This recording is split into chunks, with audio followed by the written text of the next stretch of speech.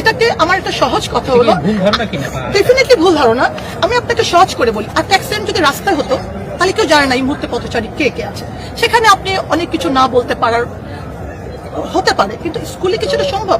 এখানে ক্লাস হয়, কোন কোন বাচ্চা এখানে, কোন কয়টা বাচ্চা ছিল সেটা তো বের করা খুবই ইজি। এটা তো আমরা বলতে পারি এই কজন পাওয়া গেছে, এই কজন নিখোঁজ, এই কজন ভালো আছে, বা এই কজন নাই। তো এটা আসলে করাটা খুবই ইজি, আর আমরা চাইলেও কেউ সেটাকে বন্ধ করার কোনো সিস্টেমই না।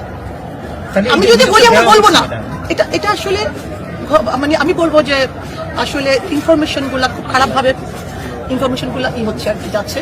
আর ছোট মানুষ তো ওরা বুঝতে পারে না। ওদেরকে আমি এটা গতকালও বলেছি, বাবা আমি যদি বলি আমি সংখ্যা কমিয়ে বলবো, উপায় আছে?